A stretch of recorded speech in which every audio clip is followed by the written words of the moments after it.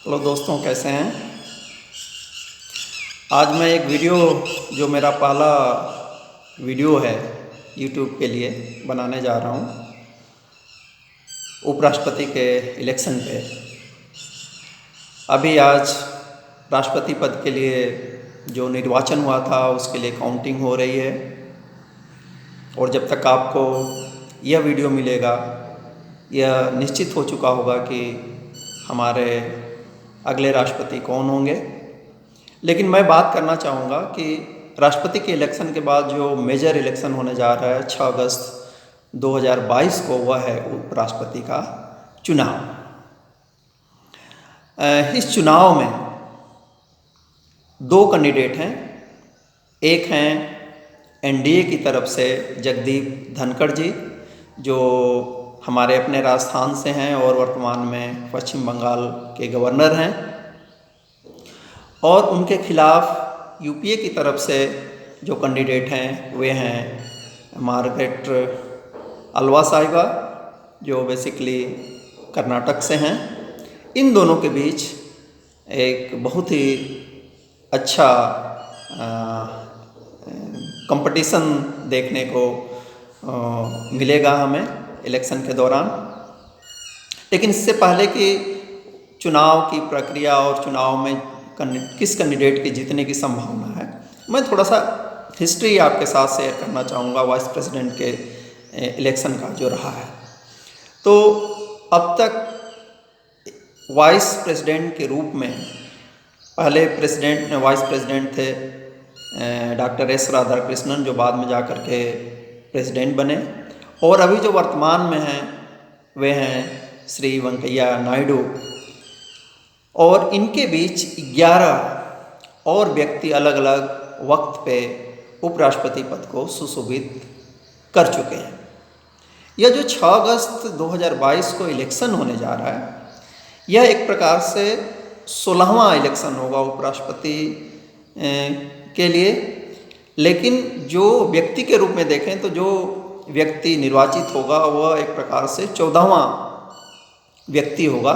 यह दो का अंतर मित्रों इसलिए है क्योंकि हमारे जो पहले उपराष्ट्रपति थे एस राधाकृष्णन, वे 2 बार लगातार उपराष्ट्रपति रहे, 52 से 57, 1952 से 1957 तक, और फिर 1957 से लेकर के 62 तक।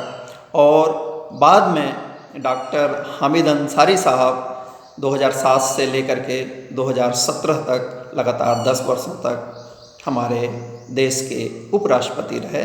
इसलिए यह 2 का डिफरेंस है। एक और चीज़ यहाँ मैं उसका रेफरेंस देना चाहूँगा कि शुरू में जब उपराष्ट्रपति और राष्ट्रपति का भी इलेक्शन शुरू हुआ तो ये कोशिश ये की गई कि ये जो हमारे सुप्रीम कॉन्स्टिट्यूशनल पोस्ट हैं इनको पार्टी पॉलिटिक्स से ऊपर रखा जाए। इसलिए जब आप उपराष्ट्रपति को देखेंगे तो शुरू के जो हमारे 4 उपराष्ट्रपति हैं वे इंडिपेंडेंट कैंडिडेट के रूप में चुनाव लड़े, चाहे वो एस राधाकृष्णन रहे हों या जाकिर हुसैन साहब रहे हों, वीवी गिरी रहे हों या गोपाल स्वरूप पाठक रहे हों। चारों इंडिपेंडेंट कैंडिडेट के रूप में लड़े। ये अलग बात है कि इनका जो नाम प्रपोज हुआ था वह इंडियन नेशनल कांग्रेस की तरफ हुआ था। लेकिन बाद में हम देखते हैं कि जब बीडी जत्ती साहब आते हैं तो उन्होंने कांग्रेस के बैनर तले चुनाव लड़ा। और एक चीज़ यहाँ मैं ये भी आपको बता दूं कि कॉन्स्टिट्यूशनली यह कोई कंपल्सन नहीं है किसी भी कैंडिडेट के ऊपर कि वह अपना जो पॉलिटिकल एफिलिएशन है किसी पार्टी से वो उसको शो करे या उसको शो ना करे। तो ये इसके ऊपर पूरी तरह निर्भर है, लेकिन ऐसा कोई कॉन्स्टिट्यूशनल कंपल्सन नहीं है। तो ये एक हिस्ट्री रही। अभी जो चुनाव होने जा रहा है 6 अगस्त को, और जिसमें हमारे 2 कैंडिडेट हैं, एक धनखड़ साहब और दूसरी अल्वा जी। तो अब हम देखते हैं कि इनके बीच जो इलेक्शन होगा वो इलेक्शन होता कैसे है। यहाँ एक बहुत महत्वपूर्ण चीज़ है कि राष्ट्रपति के इलेक्शन और उपराष्ट्रपति के इलेक्शन में थोड़ा सा फर्क है। दो फर्क हैं। पहला तो ये कि जब राष्ट्रपति का इलेक्शन होता है तो उसमें पार्लियामेंट के साथ साथ जो स्टेट असेंबलीज होती हैं उनके सदस्य भाग लेते हैं। लेकिन जब उपराष्ट्रपति के इलेक्शन की बात आती है तो हम देखते हैं कि केवल पार्लियामेंट के मेंबर ही इसमें भाग लेते हैं। ये पहला डिफरेंस है। दूसरा डिफरेंस ये है कि प्रेसिडेंट के इलेक्शन के दौरान जो नॉमिनेटेड मेंबर होते हैं राज्यसभा के, वे प्रेसिडेंट के इलेक्शन के प्रोसेस में इन्वॉल्व नहीं होते। ये कॉन्स्टिट्यूशनली है कि वे वोट नहीं देंगे, because they are not elected, they are nominated. लेकिन उपराष्ट्रपति के इलेक्शन में ऐसा कोई कंपल्सन नहीं है, यानी उपराष्ट्रपति के इलेक्शन में इलेक्टेड और नॉमिनेटेड दोनों मेंबर मिल करके निर्वाचित करते हैं उपराष्ट्रपति को। और जो थियरी है, जो फार्मूला है, जो तरीका है वो वही है कि जो टोटल वोट है और हर वोट की वैल्यू एक ही होती है, तो जो आधे से बहुमत से एक अधिक वोट प्राप्त कर लेगा वह चुन लिया जाएगा। गुप्त मतदान होता है सिंगल ट्रांसफरेबल वोट सिस्टम के द्वारा और आनुपातिक प्रतिनिधित्व। यही सिस्टम प्रेसिडेंट के इलेक्शन में भी काम करता है।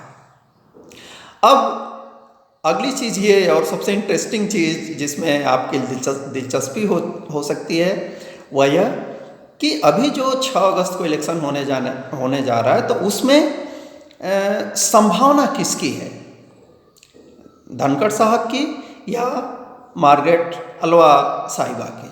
तो इसको समझने के लिए हमें मैथमेटिक्स, जो पार्लियामेंट की मैथमेटिक्स है, उसको समझना होगा, क्योंकि दोस्तों ये शुद्ध मैथमेटिक्स है। जिसको ज़्यादा वोट उसका कैंडिडेट जीत जाता है। तो जो स्ट्रेंथ है इस समय पार्लियामेंट की वह है 780। 780 को यदि हम 2 से डिवाइड कर दें तो आएगा 390। इसका मतलब ये हुआ कि विनर के लिए, जो भी व्यक्ति विनर होगा उसको कम से कम 390 प्लस 1 बहुमत के लिए 391 वोट मिलना जरूरी है। और जो इतना या इससे अधिक प्राप्त कर लेगा वो जाहिर सी बात है वो हमारा अगला उपराष्ट्रपति हो जाएगा। अब संभावना किसकी है? तो संभावना के लिए भी हमें जो स्ट्रेंथ है अलग अलग गठबंधनों की, उसको देखना होगा।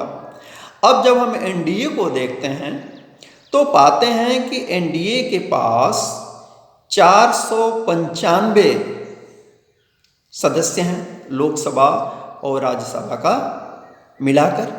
और यदि हम 495 को डिवाइड करें 780 से तो ये लगभग 59% या 60% के आसपास वोट बैठता है। और प्लस जब मैं ये इंक्लूड कर रहा हूँ तो मैं शिवसेना के उस फ्रैक्शन को इंक्लूड नहीं कर रहा हूँ जो अभी अभी महाराष्ट्र में अलग हुआ है शिवसेना में। तो जैसे कि संभावना है और जैसा कि आप सिंपल पॉलिटिक्स समझते हैं, वे एनडीए के साथ हैं तो एनडीए को वोट देंगे।